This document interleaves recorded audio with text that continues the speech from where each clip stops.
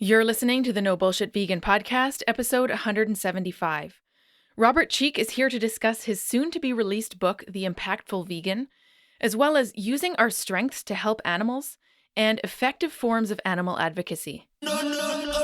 Welcome to the No Bullshit Vegan Podcast, myth-busting and evidence-based advice to help you kick butt with your health and fitness on a vegan diet. Here's your host, Karina Inkster. Hey, welcome to the show. Thanks for tuning in. I'm Karina, your go-to no BS vegan fitness and nutrition coach. I recorded my conversation with Robert a few months ago, but I'm recording this intro just a few days before podcast publication. And I just got back from a weekend in Vancouver to join the Planted Expo as a vendor. Planted is North America's largest vegan event with incredible businesses and speakers. And this year, the speakers happened to include Robert Cheeke, whom I actually met for the first time in person, even though we've been in touch since around 2013, when he wrote the foreword for my first book, Vegan Vitality. And by the way, the same foreword appears in its second edition, The Vegan Athlete, which came out in 2021. So I had a fantastic time at Planted Expo, connecting with colleagues, friends, podcast listeners, past clients, and prospects. And my team member Izzy was at my booth helping out. She was our most recent podcast guest, by the way, sharing her strength training insights and talking about nailing her first chin-up. So make sure you queue up episode 174 if you haven't listened to it yet. My friends Satari and Holly helped me out at my booth as well. And my husband Murray, of course, helped me with setup and teardown, and keeping me fed for 2 days straight. As usual, when in Vancouver, I tried to enjoy as much incredible vegan food as possible, since I don't really have a lot of restaurant options in Powell River. On to my guest today, Robert Cheeke. He was on the show in episode 94, discussing his muscle gain journey, protein consumption, and mindset tips. So make sure you check that out if you haven't already. Robert grew up on a farm in Corvallis, Oregon, where he adopted a vegan lifestyle in 1995 at age 15. Today, he's the author of the books Vegan Bodybuilding and Fitness, Shred It, Plant-Based Muscle, the New York Times bestseller, The Plant-Based Athlete, and his latest, The Impactful Vegan, to be released on June 25th, 2024. He's often referred to as the Godfather of Vegan Bodybuilding, growing the industry from infancy in 2002 to where it is today. As a natural bodybuilding champion, Robert is considered one of VegNews magazine's most influential vegan athletes. He tours around the world sharing his story of transformation from a skinny farm kid to champion vegan bodybuilder. Robert is the founder of Vegan Bodybuilding and Fitness and maintains the website veganbodybuilding.com. He's a regular contributor to Forks Over Knives, the Center for Nutrition Studies, Vegan Strong, the Vegan Gym, and No Meat Athlete. He's a former multi-sport athlete and has followed a plant-based diet for more than 28 years. Robert lives in Colorado with his wife and 2 rescued chihuahuas.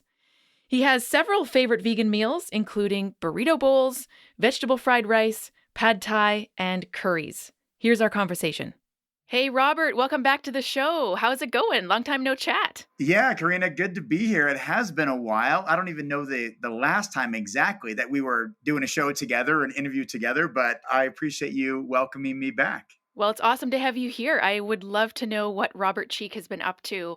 You know, I have a really shitty sense of time as well. So it was like probably last year, maybe even the year before. But the book we're going to talk about, so congrats, new book. We're going to base our discussion points on The Impactful Vegan. But what else has been going on? Different jobs, writing? I assume it's mostly the book since I last spoke with you. Yeah, the book's really been dominating my life the last 2.5 years. Right after The Plant-Based Athlete became a New York Times bestseller and actually a #1 international bestseller, finishing #1 in Canada. Thank you. And time Amazing. to wave my Canadian flag. Wave the Canadian flag. Yes. Yep. There it is. #1 in Canada. Brilliant. Yeah. After we had a pretty good success with The Plant-Based Athlete and got translated into 8 languages worldwide, now 9. I've just secured a 9th language. Wow.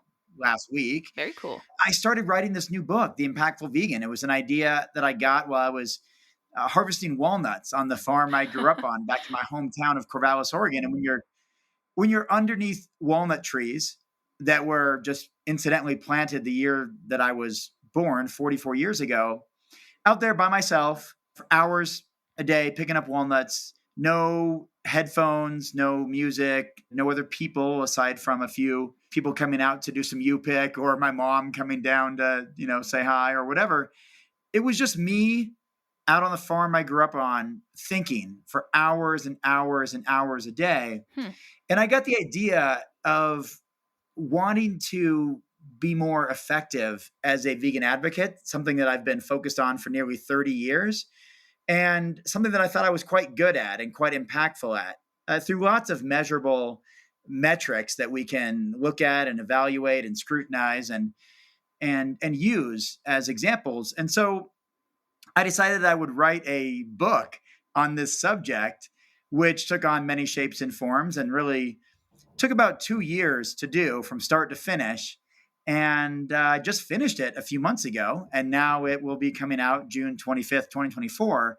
And I'm very excited to bring it out into the world. So really, aside from the book, I bounced around a few different side jobs or full-time, part-time jobs, taken on a few projects myself, done a number of tour dates, traveling. I just finished 11 talks in 12 days, just got Oh my home the day goodness. before yesterday. You're a And machine. it's it's been a really good, rewarding time, but I'm mostly because I know what my strengths are and I know what my weaknesses are. And I really hone in on my strengths and leverage my strengths to help animals. And I think that's what I'm really effective at. And so that's why I spent so much time writing and editing and working with an entire team of maybe 4 other editors to make this book really as impactful as possible. And if I do my job well, if the book does well, then it will help move potentially millions of dollars into the most effective animal charities. It will empower people to embrace their own skills, talents, resources, network, their volunteering abilities, generosity to help animals. And they'll have a better understanding of what they can do on a daily basis to vote with their dollars, vote with their actions, put themselves in a position to say, I'm not just vegan, but I'm an impactful vegan. And rather than sparing, the typical 300 or so animal lives per year that most vegans spare, we can spare about 10,000 animal lives per year, or get to a point where I'm in the neighborhood of 100 to 200,000 animal lives spared per year through my collective projects, which I'd be happy to describe later on. And I shared those stories in the book so to give people some tools and resources and inspiration and aspiration to just make a bigger impact in the world around them. That's amazing. So the subtitle of The Impactful Vegan is How You Can Save More Lives and Make the Biggest Difference for Animals and the Planet. So you just mentioned not just being a vegan who saves the lives of however many hundreds of animals just because we're not eating them, but also becoming an impactful vegan. So what does that mean? Is that measured in terms of animal lives saved? Is that measured in terms of inspiring other people to go vegan? What is the definition of an impactful vegan?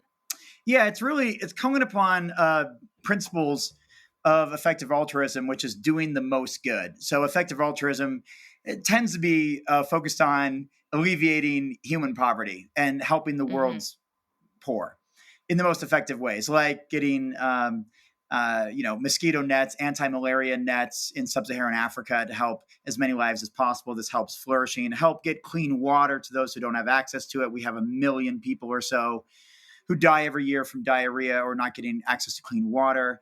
It's helped getting distribution of wealth, money to the poorest people who literally live in dirt huts in Cambodia or other parts of the world where simply $100 or 100 Canadian dollars would change their lives wholesale, for an entire year, perhaps. So it's using a lot of those principles, which are quantifiable and measurable, of doing the most good. That's the kind of the key here. And applying those principles to help farmed animals.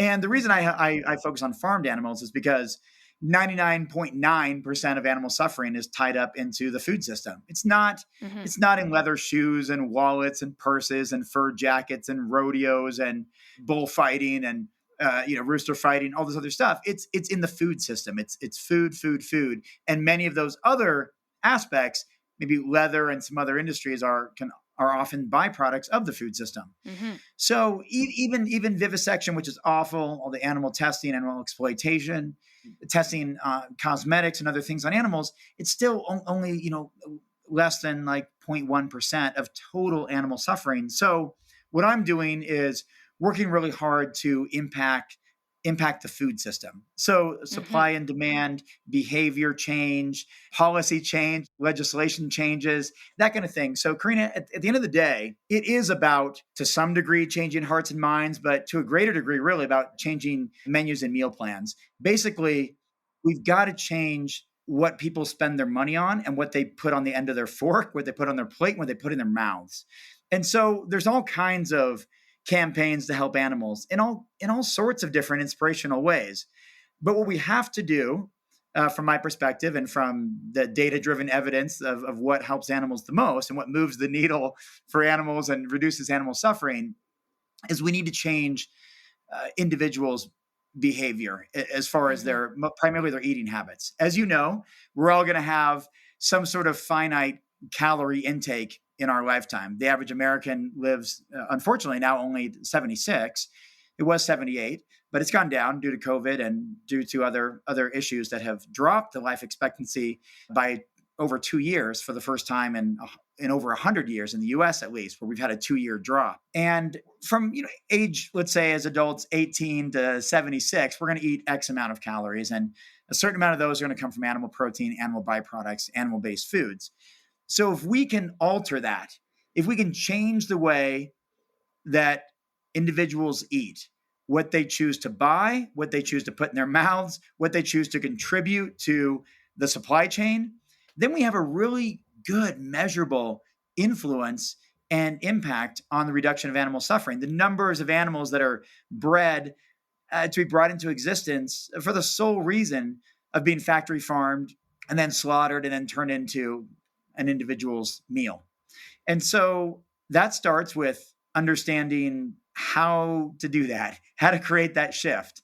And as much as it is a mental shift or emotional shift or moral or ethical position one takes, at the end of the day, habits that we form, the sum of our actions, are going to be the most impactful overall. And we also have to understand that, and I hate that this is true to some degree.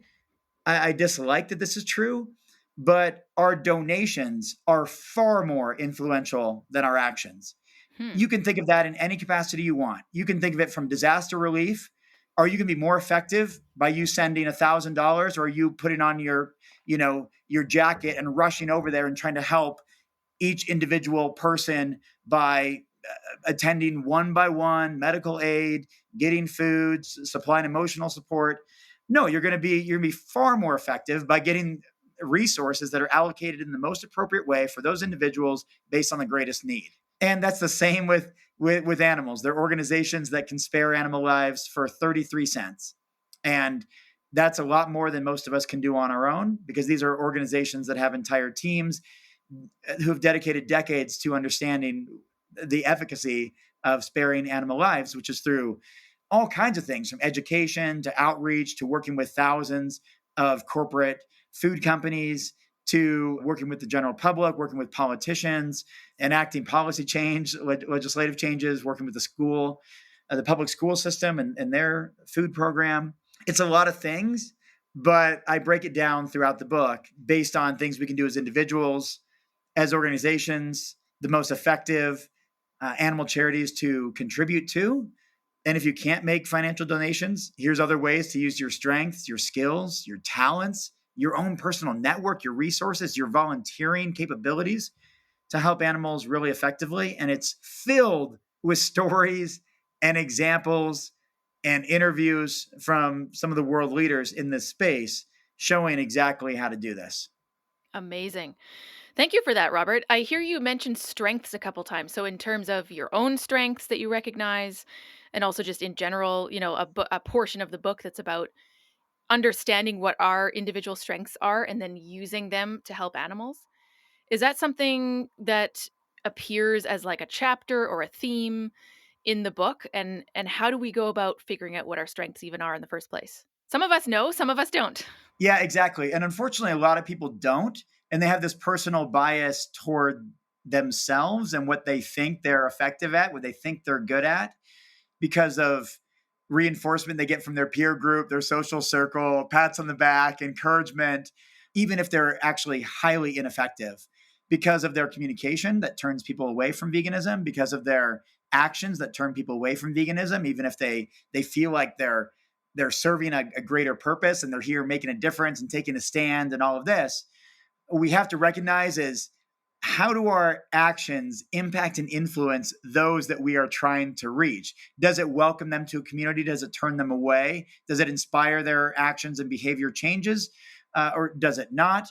All of those different things are things that we have to really take to heart and look at as objectively as possible. So naturally, there is an entire chapter dedicated to understanding what I call our strong V, which are our strong vegan characteristics. Those are our skills, talents, resources, other strengths, network, generosity, and volunteering.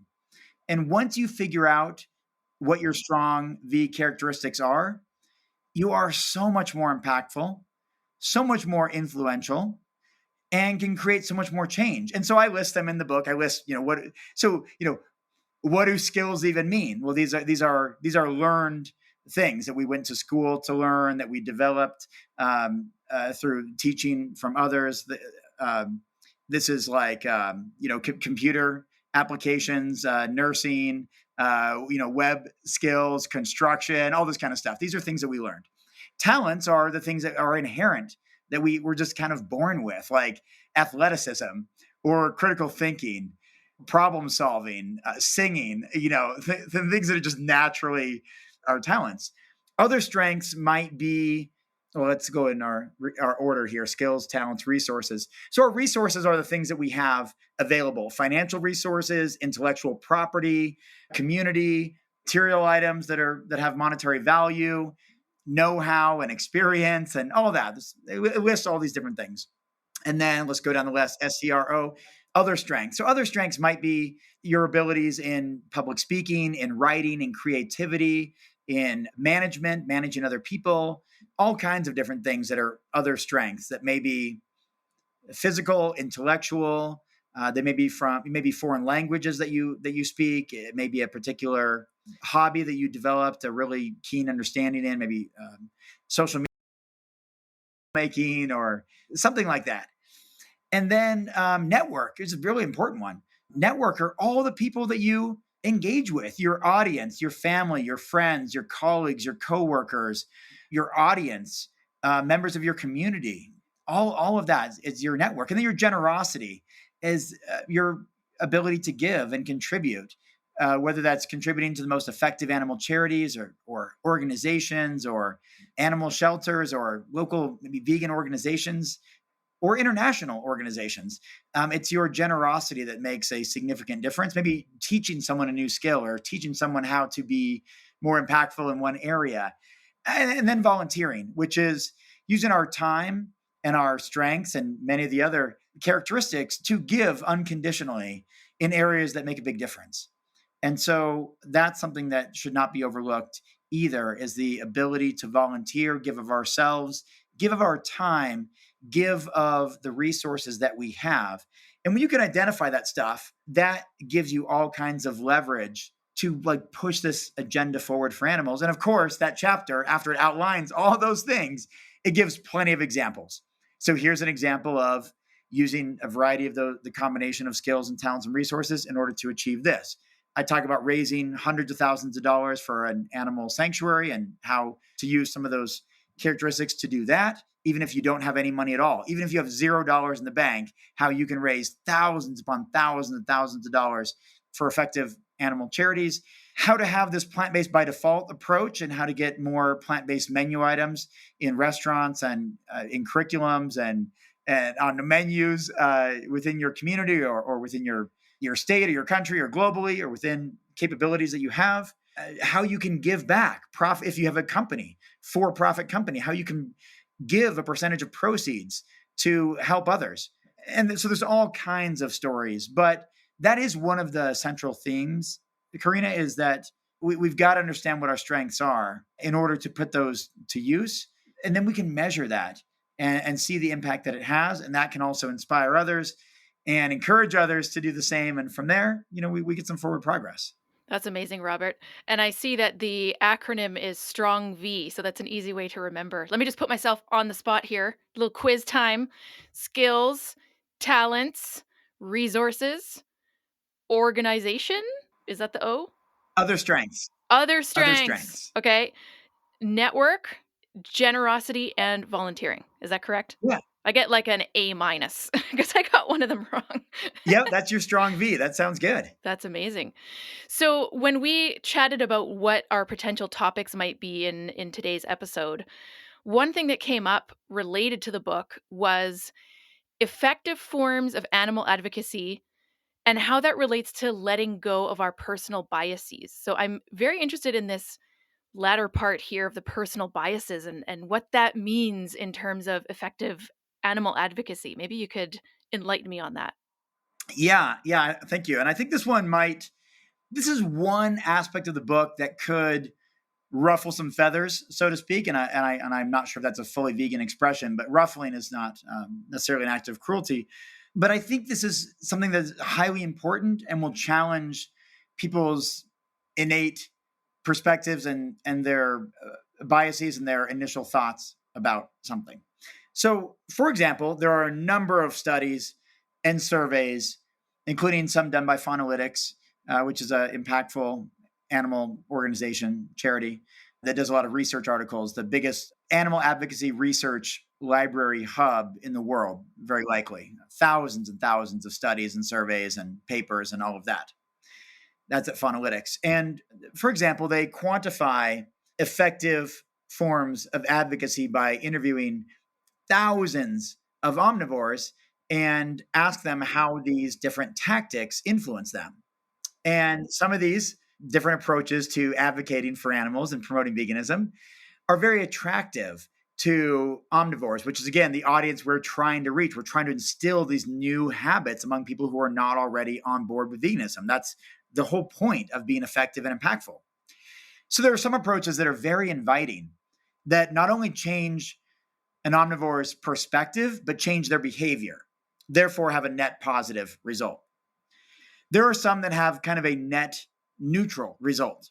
And then there are yet other tactics that have a net negative result and that actually lead to omnivores to resent vegans, resent veganism, and actually claim, which I know is super cliche, but we have to understand our audience. They claim, now I'm going to eat more animals because I'm turned off by these forms of I see that all the time. Yeah. All the time on the various internet threads, even on your Facebook group that now has a massive reach, right? The Vegan Bodybuilding page, right? All these meat eaters who are like, well, I guess I'm going to eat extra animals just because I'm seeing this vegan stuff in my timeline, Yeah. But yeah, you have a point. It's coming from a place of understanding our audience. Yeah, that's a whole nother chapter too, is understanding our audience.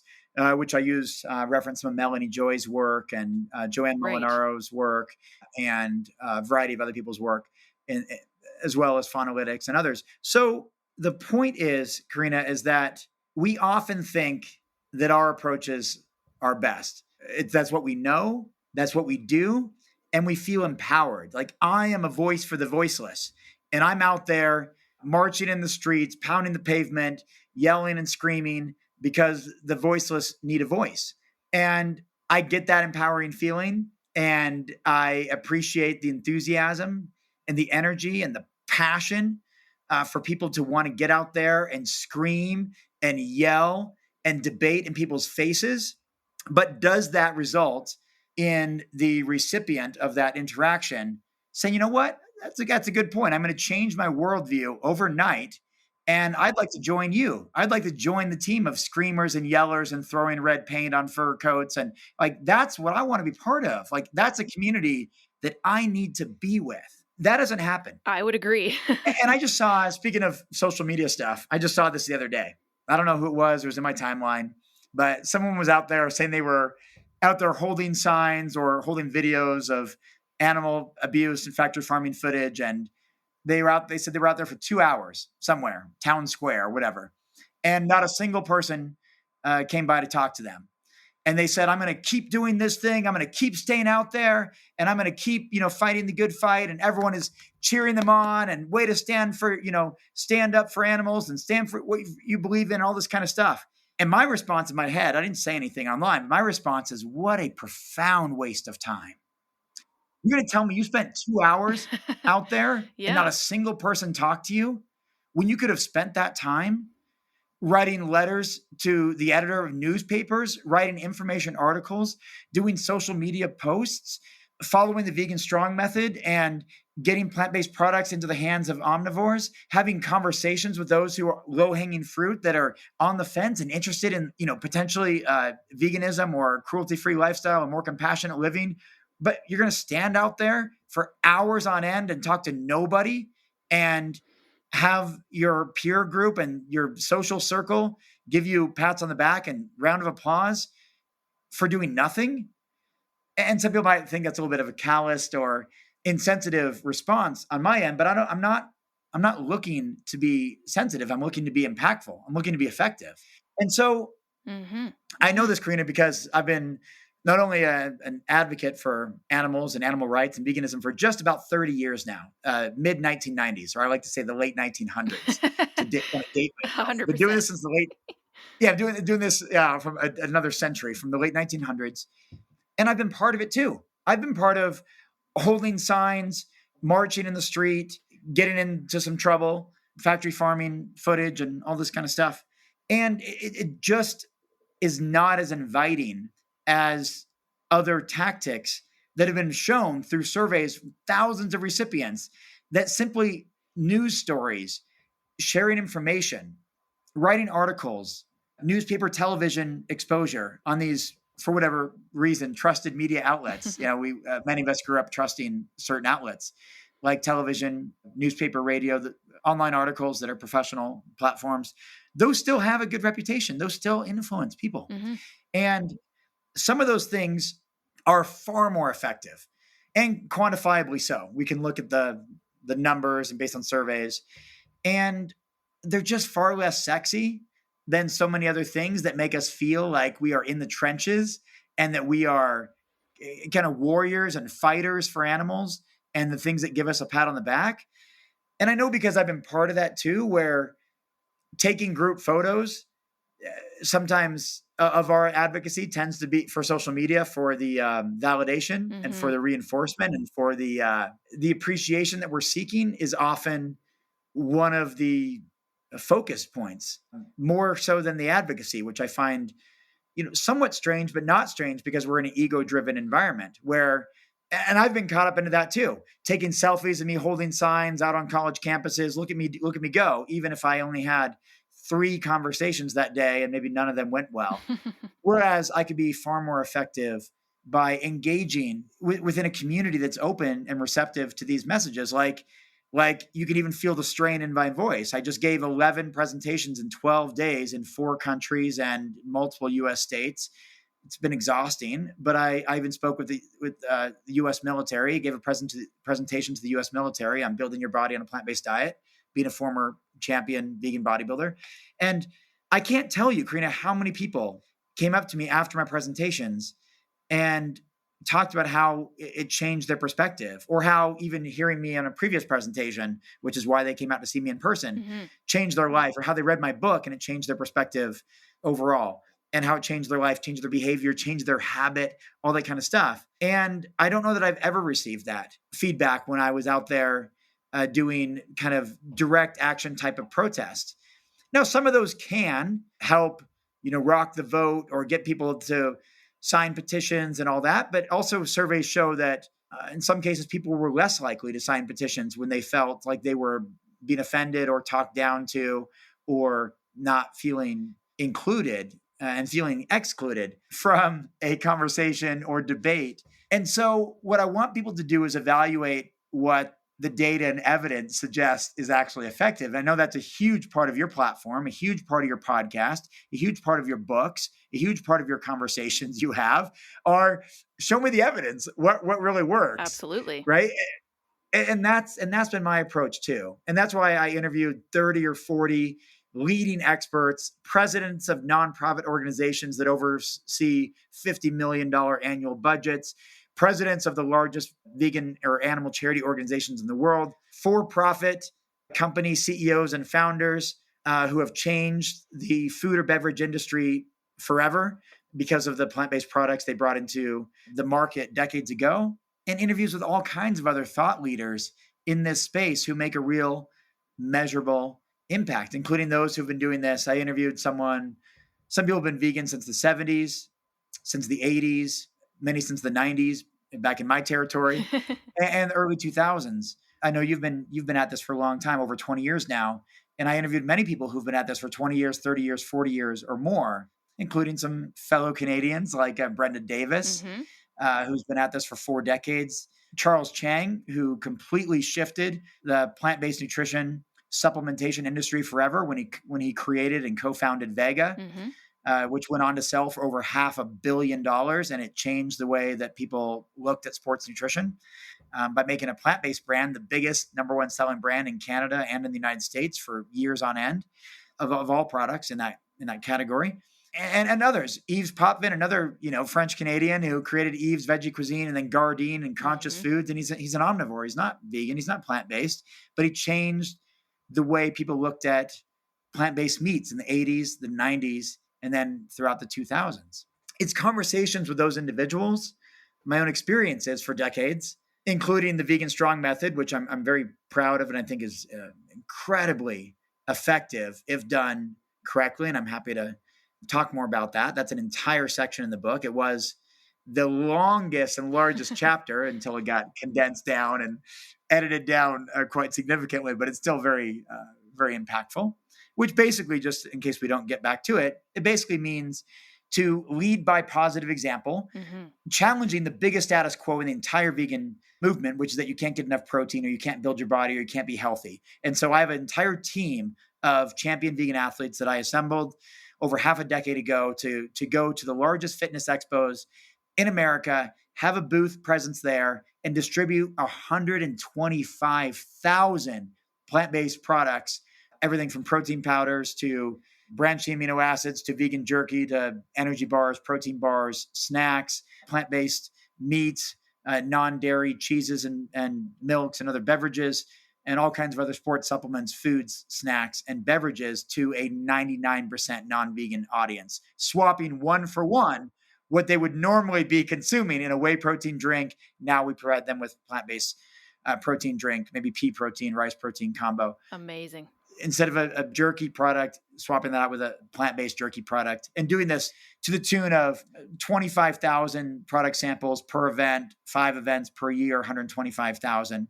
And while also providing all kinds of free product coupons for people to go grab frozen entrees like the Beyond Meats and Impossible Foods of the world, the Dea, Follow Your Heart, major brands where they can go get that, while also providing literature full of recipes and other protein charts and incentive guides so that people walk away with not only high quality plant-based products that completely replace one for one their animal-based counterparts. They also get coupons and discounts to purchase in the future. They get full-size tubs. They get them on 30 servings, 60 servings, etc. So they develop new habits, and then they develop this preference for that product. So then when it's time to buy something, instead of going to buy whey or casein, which they were before, now they're kind of hooked on this new plant-based product, hopefully, and will buy that at least occasionally. And furthermore, they've been reinforced with all these full color print materials of plant-based protein charts and recipes and how to make all this incredible tasty stuff from curries and burritos and tacos and lasagna and make it super palatable for people. And then furthermore, we connect with them on social media and provide a social media presence and platform and a newsletter and articles and intellectual property and information. The Vegan Strong Method is one of the best things we can possibly do.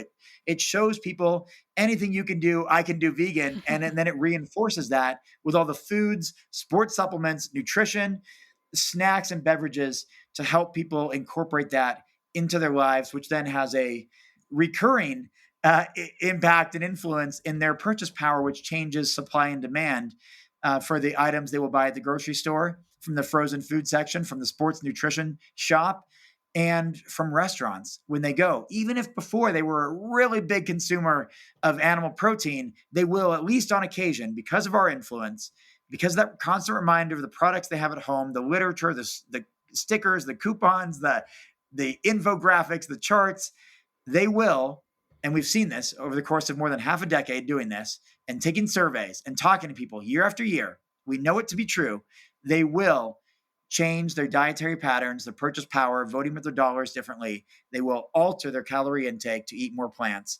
And this has a significant impact. And that's just one part of how I personally spare perhaps 200,000 animal lives per year compared to the typical vegan that spares 300. The Vegan Strong method is just part of that. I have many other approaches that contribute to other tens of thousands of animal lives spared, including the organizations that I donate to, the organizations that I fundraise for, the way that I leverage my own network in order to acquire tens of thousands of dollars in marketing dollars to make sure that my books end up on bestseller lists and get translated worldwide and have an influence on people from Asia to South America to Europe to Australia to North America, Central America, and dipping into Africa to some degree, and maybe eventually Antarctica. We'll see.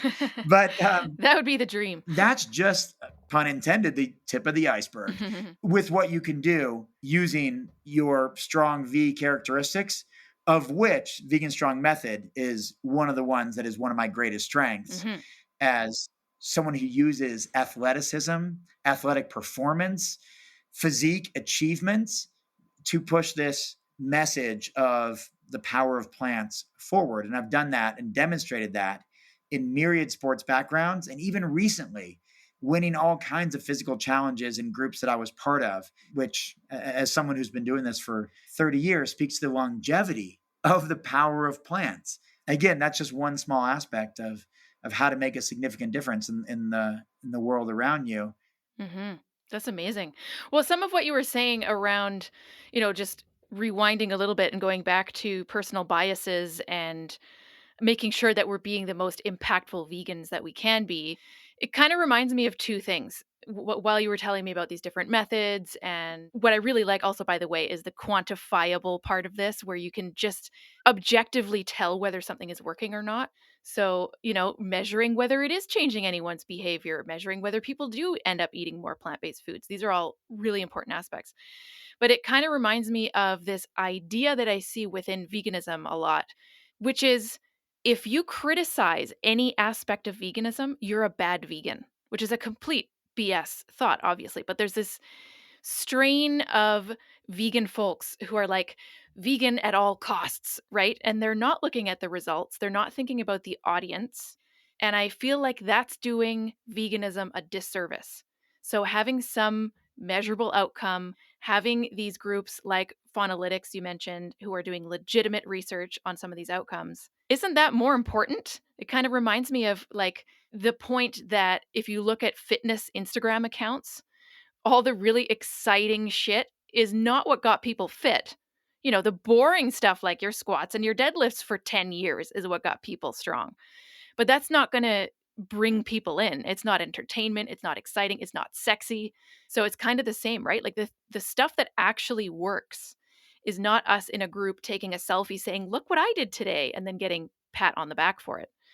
The stuff that actually works, depending on context, is usually the stuff that isn't flashy, and it's not necessarily social media friendly. It's not like virtue signaling, So it kind of reminds me of this whole fitness idea. My friend John Goodman always says, same shit, different shirt, like if we actually showed what our training was, it would be so boring. We'd have 0 followers. So it's kind of the same idea where like people are doing flashy stuff. They're throwing the paint, they're yelling through megaphones, but it doesn't necessarily have that quantifiable result. And doesn't that then harm the vegan movement in the end? Yeah. So let's look at some scenarios here. And I'm glad you brought that up. And I'm glad you're kind of in appreciation of that perspective. Absolutely. Vegans should be criticized and critiqued in order to be more impactful, because this is a demographic of individuals that claims to care about animals. So shouldn't we be open to being as effective as possible? So what does that mean? Mm-hmm. It means listening to our audiences. Imagine going home for the holidays and just fighting with your non-vegan family members over and over and over, just hoping they'll change, wanting them to change, demanding they change. Mm-hmm. I even met someone recently, and I'm not going to throw him under the bus here or put him on the spot or anything like that. But, he's very passionate about animal rights and veganism and philosophy. And he basically just, calls his friend who's not fully on board yet. He just calls him a loser and an idiot and Oh dear. Talks down to him. He actually uses those terms like you are such a loser because you are acting Yikes. in ways that are not in alignment with your intellectual capacity of understanding the rights of these sentient beings. And that's his approach to promoting veganism, is to name call and criticize friends and loved ones, and basically saying you're a complete loser. Like if you're not on board with, oh dear. Yeah, if you're not on board with this, then there's something wrong with you. Many people do that approach as well with their friends and family during the holidays. And I just can't take you anymore. You're a complete idiot. You're a moron if you don't share this worldview. I mean, where are you getting your ideas from? This is not helping animals. And we need to listen to our audiences. So let's talk about some controversial topics then. Some of these are just coming to mind, and particularly while talking to you, because you're in this fitness space. And so let's say we have this idea that we don't think that as vegans that we need to worry about consuming enough protein. Like, I mean, obviously we all get enough protein and all this kind of stuff, and never met a vegan with protein deficiency and all that kind of stuff. But if our target audience, if omnivores continue to bring it up over and over and over and over, and they express this genuine concern, like, I'm really concerned here that I'm not going to be able to build my body or maintain the muscle that I've already spent all this time building, or that I want to have this wrapped up into masculinity or my own self-worth or image or confidence or whatever. And we just ignore their topics of concern, and we ignore their conversation perspectives. And we just say, well, just figure it out. I mean, just quit being so sensitive. Just go eat some more tofu or whatever. That may not be doing a super good service. And so we need to listen to our target audience rather than just poking fun or saying, well, you just don't have what it takes. And I know that's hard. And I know sometimes we all fall into these traps. And sometimes I post kind of like these popular memes on my very large, 250,000 page, social media, Facebook page for vegan bodybuilding and fitness. Sometimes they're designed to kind of rub trolls the wrong way, because I know I get a decent troll following on that particular page, which I'm eventually going to remove, but I've also, in some ways, they help the growth of the page through their engagement. And that's something I wrote about in the book too. But back to your point about what works and what's not sexy. Even I just got back from a week of leading fitness classes, right? Mm-hmm. For usually 50 to 100 people per class. The exercises I was doing are not ones that I do in my own personal life to build my, physique into what it is. But it was what that audience, which was a bit of an older audience, 60 to 75, or let's say maybe 55 to 75. It was, exercises that I thought were aimed at that demographic. Mm-hmm. But it was, in a way, a misrepresentation of what I do behind the scenes to get me where I'm going, with the free weight exercises, the dedication, the showing up at the gym on a regular basis. That's what I really do that makes a big difference. But I'm just showcasing what I think the audience wants to see or wants to hear or whatever, that's going to maybe resonate with them. But it may not be fully transparently honest with what I'm doing behind the scenes. And that's the same with, like you said, people, I see it. I don't know what pages you follow. I follow all kinds of accounts, and I see all kinds of disruptive protests where audiences are being really turned away, but the participants, and again, I've been one of these participants and I've gotten into some trouble. I've done some things. The participants feel so empowered, but they're not listening to the audience who's rejecting what they're doing and feels very turned off, very offended, and in fact wants to go out and spend more money on exploiting animals because they're just so upset with that demographic of these aggressive, vocal vegans, where if we were to ask them questions like, what are you afraid of that might change in your personal life if you were to eat fewer animals and more plants? That's a good one. How would your identity change? What do you think plant-based foods would taste like compared to what you eat now? And would you miss something? And can we address that? How you identify within your own social groups your own social status? Would that be influenced in a way that maybe concerns you? And start to just ask these questions. Do you care about animals? And if you could eat very similar foods with similar taste and texture and similar price point and similar convenience in some regard, without contributing to this very painful and scary animal slaughter that these animals go through in order to be turned into the food you're currently eating, would you be open to that? And why not? And do you think that other animals, including farmed animals, deserve to be confined and be raised, bred, and born and raised in ways where they can't even turn around, in the form of chickens, hens, sows in gestation crates, etc.? Like, is that something that you choose to support, or that you want to support, or do you think those animals are deserving of a different kind of life? Mm-hmm.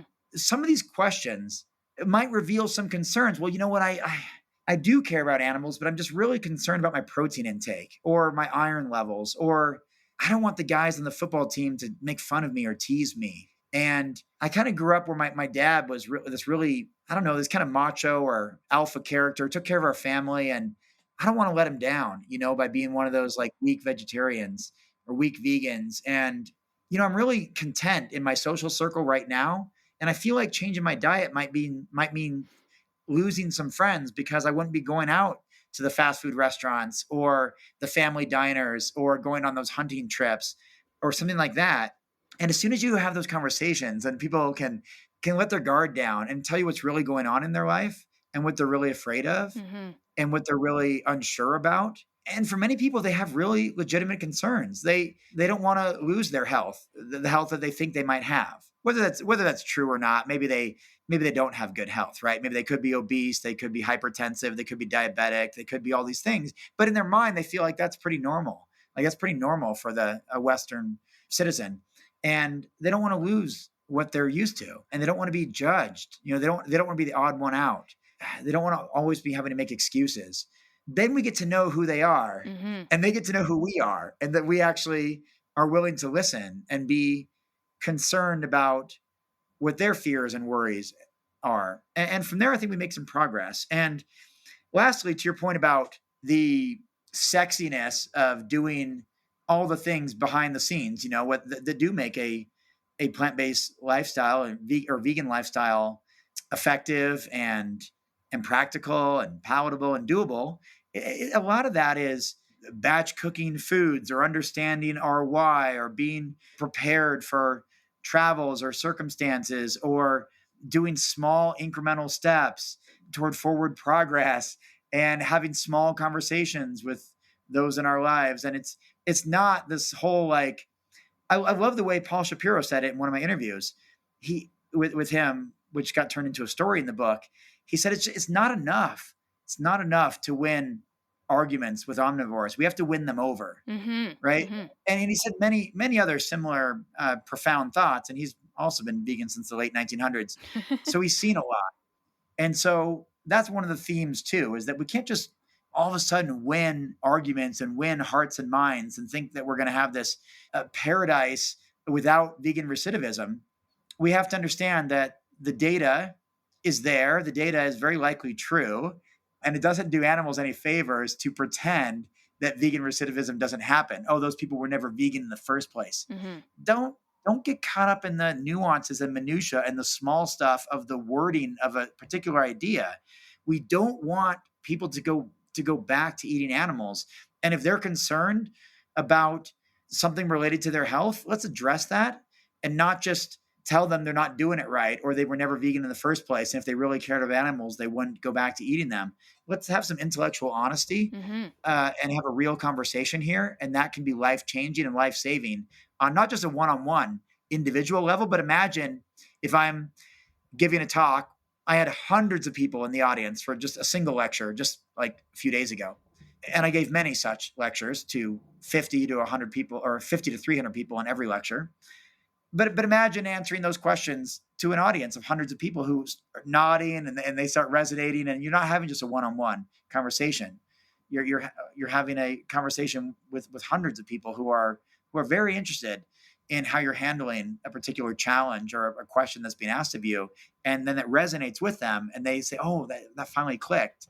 And now I recognize that in order for me to create new habits, I need to do something like what I describe as the vegan Kaizen system, which is small incremental steps toward forward progress while being open to feedback and suggestion and recommendation and alteration and moving forward, even if that is so much less sexy than like my story of December 8th, 1995, going vegan overnight at an animal rights week at my high school and then organizing it 2 years later as a senior, and how I changed the sports equipment that was ordered in high school from leather materials to man-made synthetic materials, and all my just this wonderful background story that I have. That's really sexy. That's really cool. Like Robert's a pioneer. What a leader in the community. But that's not really what I do. That's what I've done. Mm-hmm. But what I do now is have meaningful conversations with those who are outside of the vegan sphere to try to bring them inside the vegan sphere and bring them into our community in a very inviting way, not through name calling and yelling and trying to beat them in a debate. I'm trying to win them over where they're like, oh, I don't know, that vegan guy was really nice and warm, and he had a good point, and he offered support and gave me resources, and he was fit and accomplished in certain ways, and maybe that's something I could try. 100%. I'm fully in agreement. We have to keep in mind our audience. We have to keep in mind our methods. We have to be critical thinkers in an effort to be impactful vegans. So The Impactful Vegan is coming out June 25th, 2024. Very excited. Congratulations to you, Robert. Super excited for this book. Cannot wait to get my hands on it. Thank you so much for coming on the show and speaking with me again. Yeah, thanks, Karina. I appreciate you listening to many of my long-winded stories, trying to cover a lot of the material in the book to hopefully get people interested in these proven and tested strategies that really do help animals. And for those that, vegan or not, who care about animals, I think The Impactful Vegan is going to be an absolutely incredible resource for people to read and then leave an indelible mark on animals with the actions that they take. 100%. Thanks so much, Robert. Appreciate you. Thank you, Karina. Robert, thanks again for joining me on the podcast. Access our show notes at nobullshitvegan.com/175 to connect with Robert and to pre-order his new book. Thanks for listening.